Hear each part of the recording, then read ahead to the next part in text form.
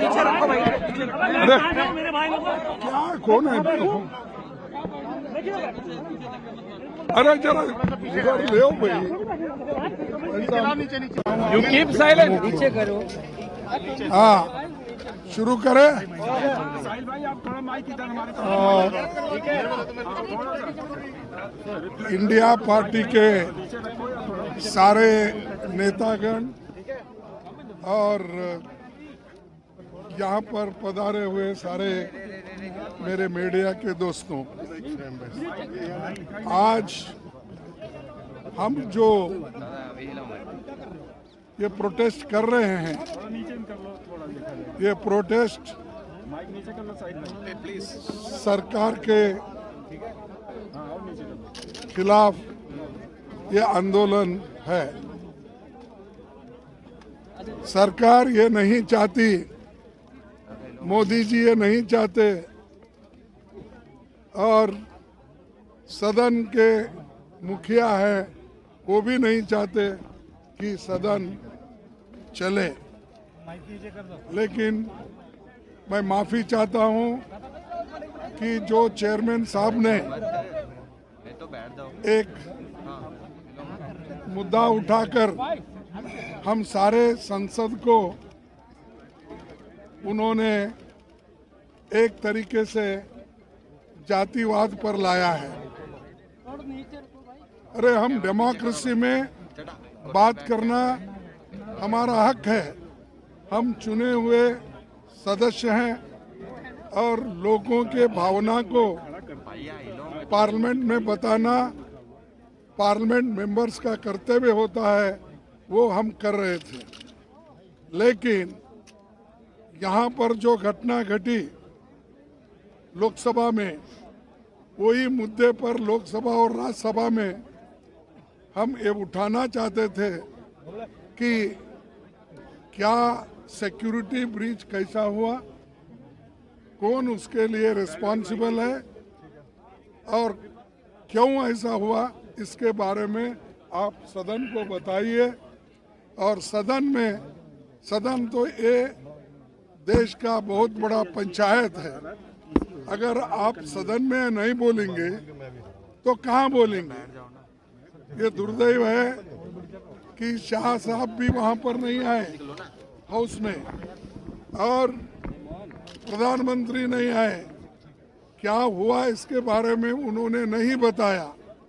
तो सदन में बताने की चीजें उन्होंने छोड़कर वो वाराणसी में बात करते हैं,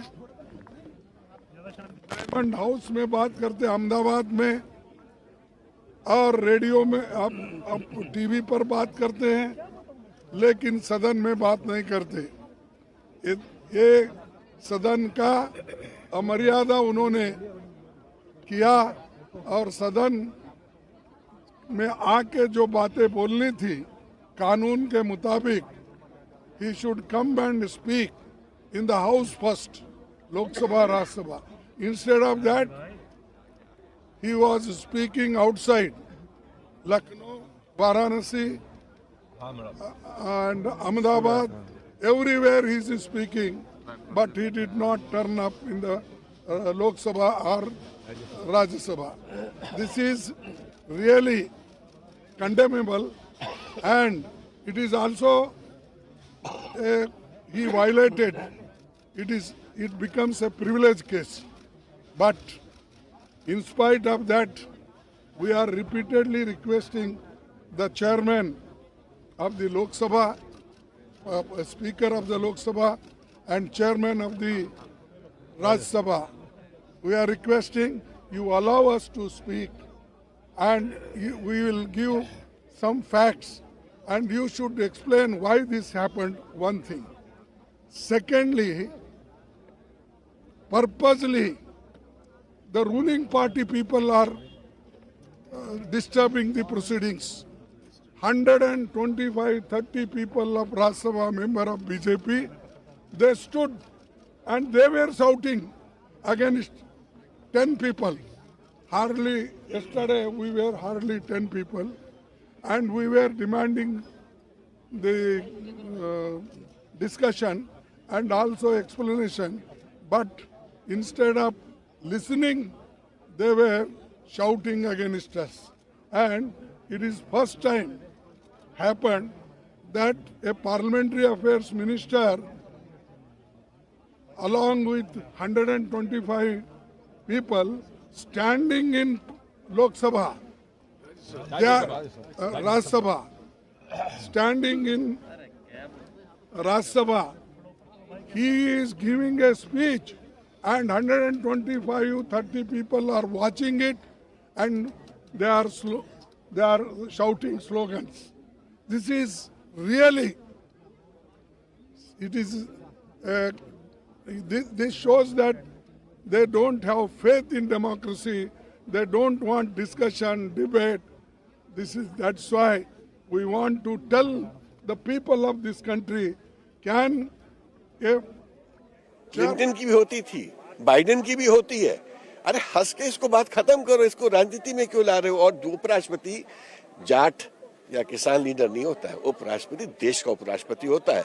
हम जब उपराष्ट्रपति बन जाते हैं, ना तो हम जाट होते हैं, ना हम कश्मीरी होते हैं, ना गुजराती होते हैं, ना हम मराठी होते हैं, ना पंजाबी होते हैं, हम देश के नागरिक होते हैं। राम मंदिर में विपक्षी सांसदों को भी, विपक्षी नेताओं को भी न्योता दिया गया है। मल्लिकार्जुन खड़गे, सोनिया गांधी, इन सबको न्योता दिया गया है।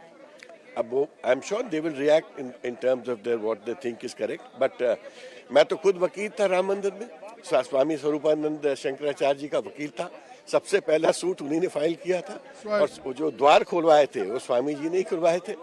तो मैं तो राम मंदिर के पक्ष में था ऑलवेज और आज भी हूँ, इसलिए मैं तो आपने सुना जिस तरीके से विपक्षी दलों के निलंबित सांसद इस वक्त प्रोटेस्ट कर रहे हैं, मार्च कर रहे हैं और हर किसी की जुबान पर एक ही बात है, वो ये स्पष्ट तौर पर कह रहे हैं कि जायज मांगों को उठाना, सवालों का जवाब देना ये सरकार की जिम्मेदारी है, लेकिन इसके बावजूद उनकी आवाज को दबाने की कोशिश हो रही है। ये अलोकतांत्रिक है और इसलिए ये प्रदर्शन सरकार के खिलाफ किया जा रहा है।